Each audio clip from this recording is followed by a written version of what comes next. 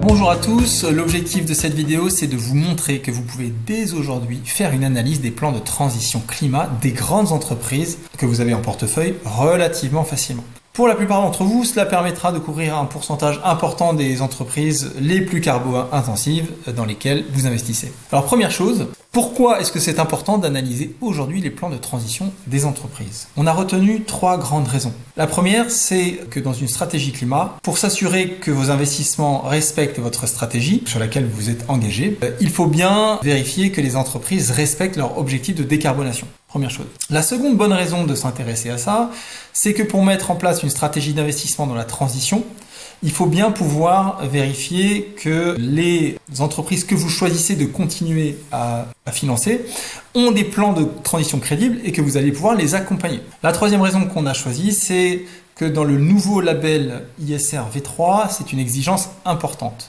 On peut aller voir le référentiel du label, le dernier référentiel. Si je vais chercher les plans de transition, il est expliqué très clairement dans le pilier 2 qu'on attend une documentation accessible qui décrit la façon dont on a porté une attention particulière à l'analyse des plans de transition climatique. Donc très important dans le label ISR V3.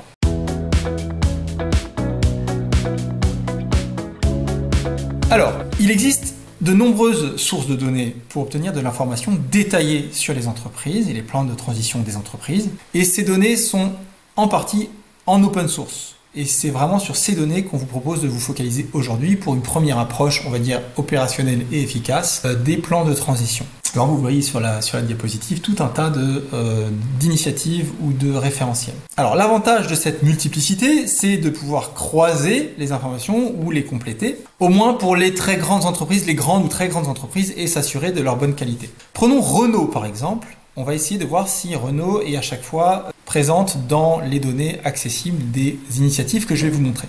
La première initiative que l'on a choisie pour commencer, c'est la Science Based Targets Initiative. Cette initiative est une méthodologie utilisée par la plupart des entreprises d'une certaine taille, ils en ont aujourd'hui plus de 7000, et surtout utile pour la partie engagement. On sait que SBTI a certaines limites. SBTI, par exemple, elle ne prend pas en compte la décarbonation déjà faite de l'entreprise dans certaines méthodologies. C'est-à-dire qu'il est possible qu'une entreprise qui soit déjà décarbonée soit moins bien notée ou moins bien considérée qu'une entreprise qui est plus carbo-intensive aujourd'hui, mais qui a pris des engagements de décarbonation forts. Deuxièmement, SBTI ne fait pas aujourd'hui une analyse précise et fine des leviers de décarbonation des entreprises. Enfin, SBTI ne va pas vérifier annuellement les résultats des stratégies déployées par les entreprises dans l'optique éventuellement de les invalider. Donc, ces trous dans la raquette SBTI, on va aller chercher des réponses ailleurs, mais c'est très bien pour commencer. Du coup, on peut aller se servir de ACT. On va regarder avec précision les leviers des entreprises. Alors ACT, c'est une méthodologie plus opérationnelle, à la fois qualitative et quantitative, pour un peu moins d'entreprises, 530 entreprises à ce jour et déclinées dans de nombreux secteurs.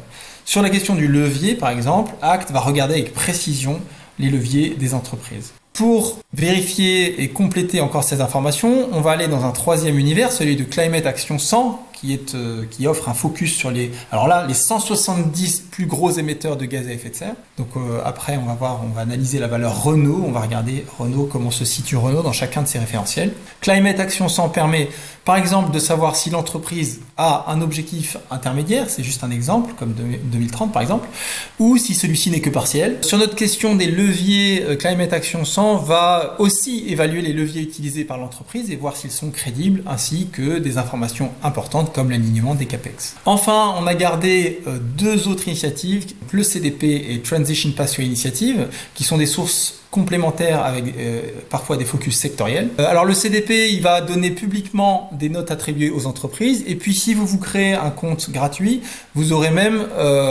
les réponses des entreprises au questionnaire. La Transition Pathway Initiative permet de croiser l'analyse, notamment sur la partie gouvernance, avec à chaque fois des focus sectoriels. Alors, voyons initiative par initiative s'ils ont une base de données sous format Excel que l'on peut exploiter. Donc si je clique sur les Science Based Targets, hop, j'ai eu un fichier Excel qui s'est ouvert, donc je vais l'ouvrir, j'active la modification. Si je cherche Renault est bien là, en ligne 2780.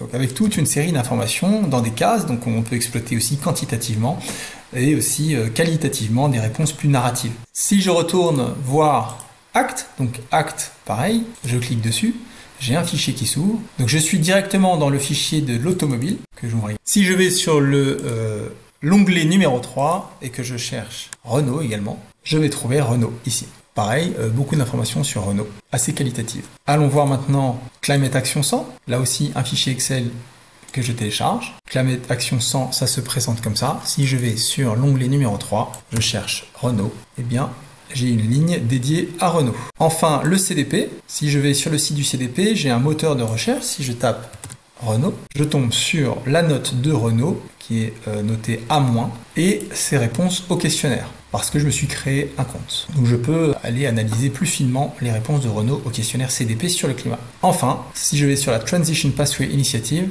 on me propose plusieurs secteurs. Si je vais sur le secteur de l'automobile, je vois un certain nombre d'informations, notamment comment se situe Renault par rapport à ses pairs. Donc Renault est assez avancé, avec également ici une base de données accessible. Je clique, j'ai ouvert le fichier Excel. Donc là, j'ai un des fichiers Excel qui est offert par Renault. Alors attendez, voilà le fichier pour les voitures. Il est un petit peu, faut un petit peu le retraiter, mais vous avez toute une ligne avec des réponses pour Renault. Voilà, donc c'était juste pour vous montrer que ces bases de données sont accessibles ici en un clic, puisque vous aurez cette présentation, et donc vous pouvez les intégrer à une base de données plus large. Il faut régulièrement retourner voir sur ces sites s'il n'y a pas une nouvelle méthodologie ou un nouveau fichier Excel.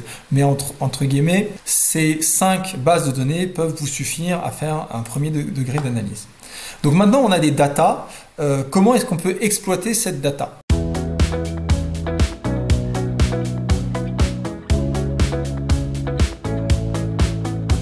Alors, quel cadre méthodologique retenir pour exploiter toute cette donnée open source? Nous avons retenu 3 cadres qui nous semblent essentiels pour ne pas se perdre et pour se focaliser sur 3 choses. Déjà, le cadre réglementaire.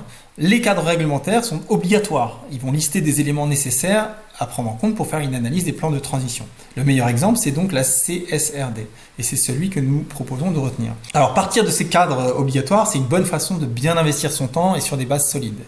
La CSRD, Corporate Sustainability Reporting Directive, vise à encadrer le reporting extra-financier des entreprises au niveau européen, c'est-à-dire la manière dont les entreprises rapportent leur prise en compte des enjeux ESG, environnementaux, sociaux et de gouvernance. Alors, dans la CSRD, il y a tout un volet de reporting sur le climat que l'on appelle ESRS E1, qui, bien entendu, demande aux entreprises des comptes sur leur gestion des questions climatiques. Alors, on va cliquer dessus pour aller voir à quoi ça ressemble. Si je recherche ESRS E1, on va donc rapidement y aller. C'est le volet sur le changement climatique. Et si je prends la notion de plan de transition, bien, il est question de plan de transition absolument partout. Dans l'ESRS E1 changement climatique, il est demandé, hop, je reviens dessus, il est demandé les plans de transition pour l'atténuation au changement climatique dans les informations à transmettre. Alors notre deuxième choix, c'est les guides et recommandations émis par les autorités de supervision.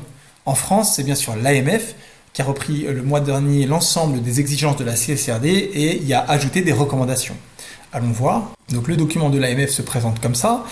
Par exemple, en page 73, l'AMF, alors que le point de données de la CSRD précise qu'il faut une année de référence et une valeur de référence, l'AMF juge qu'il est crucial que ce soit une seule année de référence unique, qu'elle soit récente et représentative. Un autre exemple en page 75, voilà. Alors que la CSRD demande une description des actions présentes et futures d'atténuation par levier de décarbonation, les réductions d'émissions de gaz à effet de serre et les montants des CAPEX et des OPEX, l'AMF demande à ce que le plan d'action soit réaliste et suffisamment étayé et donc demande aux entreprises d'aller ajouter ces 4 informations pour prouver que leur plan de transition est bien crédible. C'est bien entendu un guide à destination des entreprises. On peut aller au-delà de ce cadre réglementaire et des autorités de supervision, et c'est ce qu'on nous recommande de faire, en se servant d'un outil d'évaluation des plans de transition développé récemment par Reclaim Finance. Alors ils appellent ça la Transition Plan Checklist. Elle est très robuste et très complète, même peut-être trop complète. Alors pour une première approche, Alors on va cliquer dessus pour aller voir à quoi ça ressemble. C'est un fichier Excel encore, donc opérationnel. Voilà. Donc ici vous avez plein de critères à prendre en compte selon Reclaim Finance.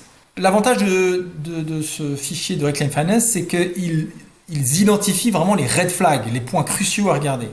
Pour une première approche, nous, on vous recommande de sélectionner les critères à la fois qui vous semblent les plus importants et en croisant avec les données, ceux où les données sont accessibles. Donc voilà pour les cadres méthodologiques.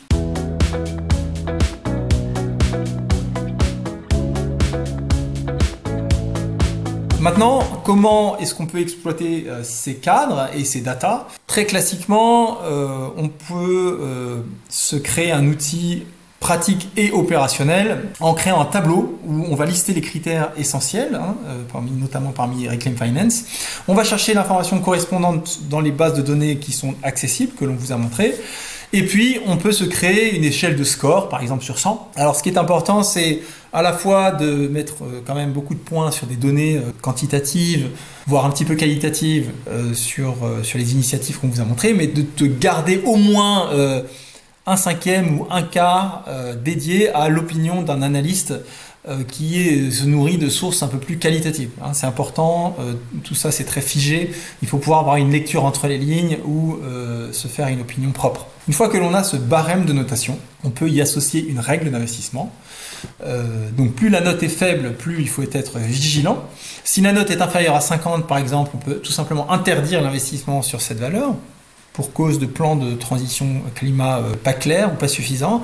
Entre 50 et 60, on peut soumettre l'analyse à un analyste ESG et puis accompagner l'investissement d'un plan d'engagement, par exemple dans le cadre du label ISR. Si la note est un peu plus élevée, on peut simplement demander l'autorisation d'un responsable ou d'un analyste ESG, et si le score est très élevé, on peut se dire que on peut investir tout en continuant après à suivre la valeur.